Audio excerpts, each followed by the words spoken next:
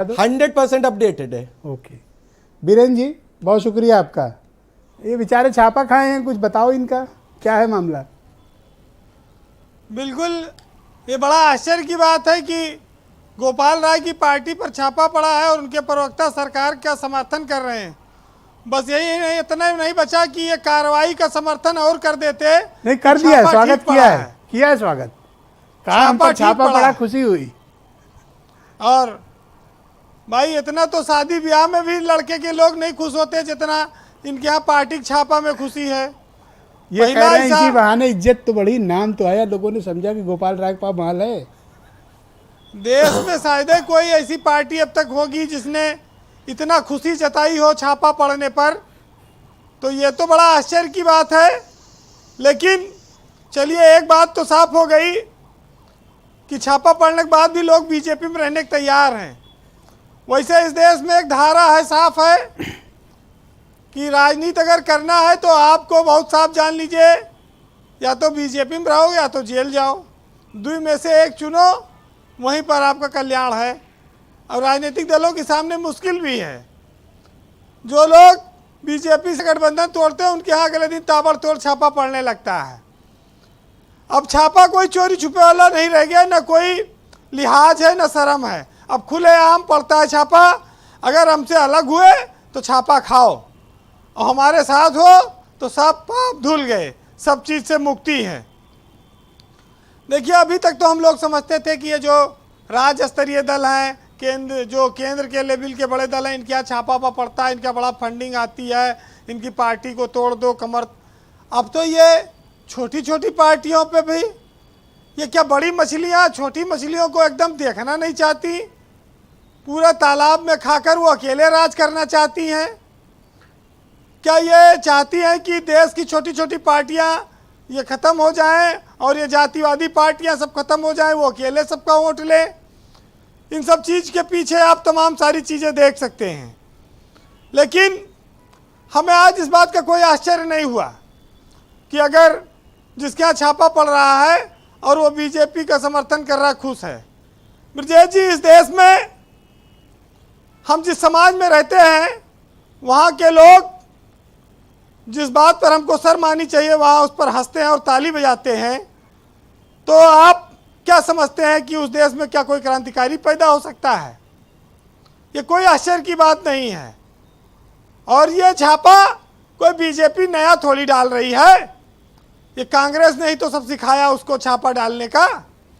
केंद्रीय एजेंसियों के जितना दुरुपयोग कांग्रेस ने किया, वो आज अगर बीजेपी उससे ज़्यादा कर रही है तो उसमें तकलीफ क्या है?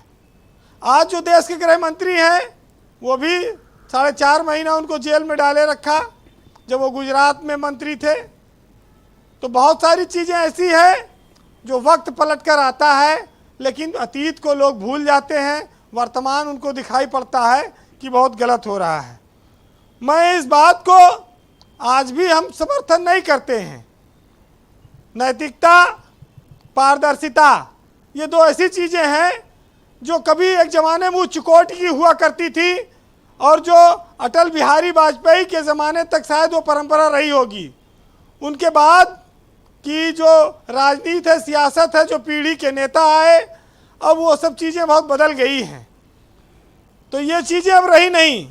लेकिन कुछ लोग ऐसे हैं जो दर्द में भी मुस्कुराना जानते हैं। वहाँ पर गोपाल राय की पार्टी को हम समर्थन करते हैं अगर वो ऐसा कर रहे हैं। ब्रजेश जी, लोग सवाल करते हैं भाई विपक्ष पे ही खाली छापा पड़ता है, बीजेपी के लोगों पे पड़ता नहीं है। इसका जवाब नहीं आता, क्योंकि बहुत सारे काम होते रहते हैं। बीजेपी एक बहुत बड़ी पार्टी है, कहते हैं 20 करोड़ तक के कार्यकर्ता हैं इनके पास, लेकिन एक भी कार्यकर्ता दागी नहीं है जिसके यहाँ कोई छापा पड़े। तो ये सत्ता में साथ रहने का फ़ायदा है और सत्ता के खिलाफ जाने का क्या नुकसान है, आप इसको इस तरह से भी देख सकते हैं। लेकिन ज़रूरत इस देश में है कि ईडी और सीबीआई एक छापा गरीबों के घरों पर भी मारे और ये देखे कि वो अपने इस गरीबी में, गुर्बत में कैसे अपना घर चलाते हैं, अपने बाल बच्चों को पढ़ाते हैं, कैसे अपना जीवन यापन करते हैं। क्योंकि इस देश में बहुत बड़ी संख्या में गरीब लोग रहते हैं। हमारे यहाँ ब्यूरोक्रेट्स भी बहुत हैं, विधायक और मंत्री भी बहुत हैं, जिनके पास बहुत पैसा है। उनके यहाँ भी छापे की ज़रूरत है, वहाँ भी छापा पड़े। जैसे PWD हो गया, GST विभाग हो गया, अरे काय RTO मारे हो डाल गया, रहे हो गरीबों को वीरेंद्र सिंह। RTO हो गया, तमाम रहने सारे दो, बस करो। विभाग हैं, सिंचाई हो गया, जी जल खा रहे हैं, शक्ति हो उनके गया। पीछे पड़ गए आप लोग। तो भाई बहुत सारे अधिकारियों से सरकार कहती भाई आप अपनी आमदनी घोषित करो, लेकिन घोषित नहीं करते। आज भगत सिंह का एक प्रसंग उल्लेख करूंगा। जी। जब वो जेल में बंद थे तो उनकी माँ मिलने गई, आज़ादी पे लिए। उन्होंने बोला कि माँ, मुझे कोई शंका नहीं है कि मेरा मुल्क एक दिन आज़ाद होगा, लेकिन मुझे डर इस बात की है कि गोरे साहब जिन कुर्सियों को छोड़कर जाएंगे उन पर भूरे साहबों का कब्जा हो जाएगा और देश फिर उसी हालात में कहीं ना चला जाए। भगत सिंह ने अपनी माँ से बात कही थी।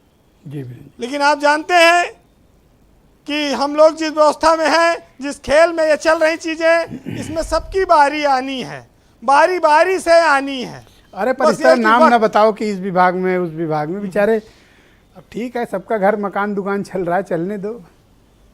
विजय जी, एक साहित्यकार ने लिखा है